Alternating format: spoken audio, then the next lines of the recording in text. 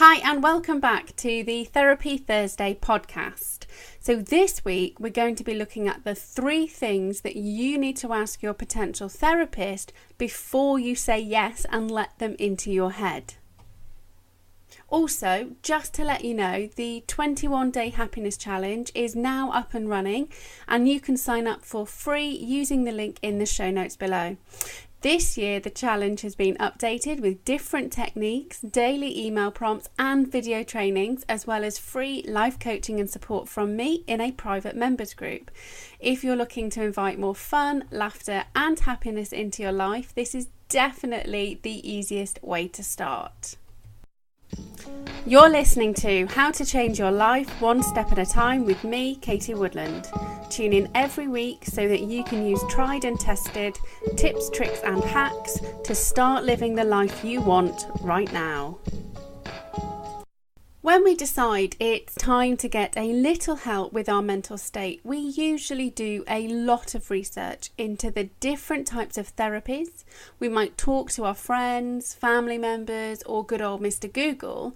And then once we've worked out what we want, we usually just search for the one who's the closest, the one who's the cheapest, and quite often the one who looks the most physically appealing to us.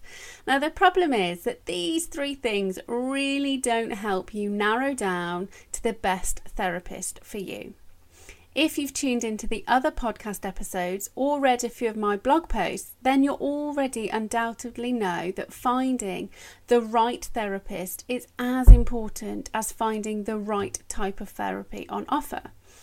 We're all different. We all have our own unique quirks and personality traits, and you will know yourself that there are certain types of people who just rub you the wrong way. You may shy away from introverts, or the idea of being stuck in a room for an hour with a self-confessed chatty Cathy may just put you in a tailspin.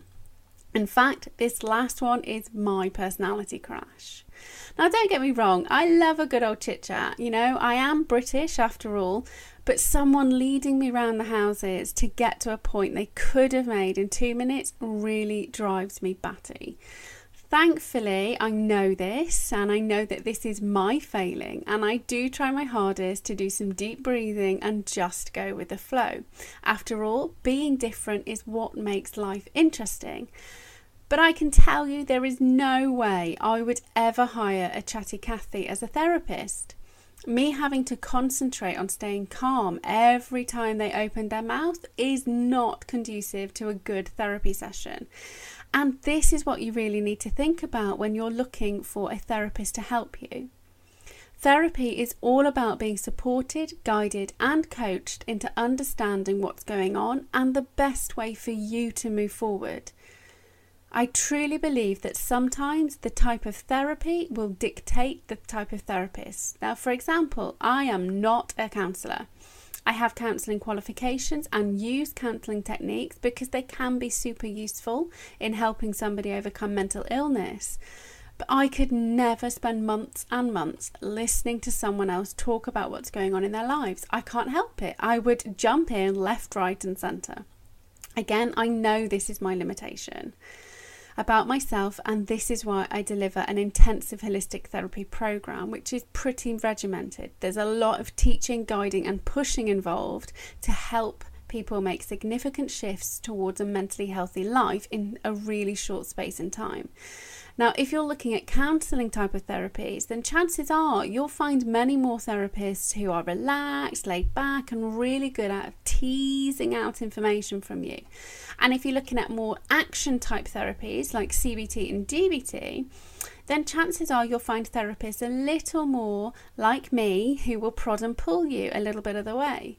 But this is by no means an absolute definite, and you will be able to find the right therapist delivering the right therapy. Now, it's also super important to make sure you're going to a therapist who deals with your specific issue. So I help people with extreme levels of stress, depression, anxiety from ages 0 to 99. Although if they're under 12, it's a parent training rather than working the children directly. Now, basically, this means if you're after help in your relationship, then please don't come a knocking. However, there are times when this is not strictly true. So, for example, one of my recent clients was having difficulties in her relationship, but she recognised it was her behaviour that was causing the conflict. In this case, helping her become mentally healthy in turn helped the relationship get back on track. Finally, you really need to know how long their therapy is going to take. And I don't mean necessarily how many sessions they give on average. I mean asking them straight out, how many sessions do you think I will need to become mentally healthy?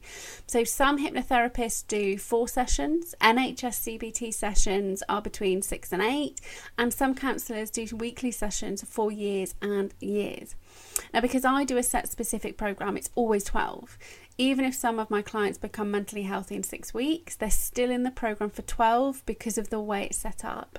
So the first 4 we build on mental resilience, the next 4 we delve into their past, and the last 4 we set them up for success. If I stopped after the first 6, then there's no guarantee they'd stay mentally healthy.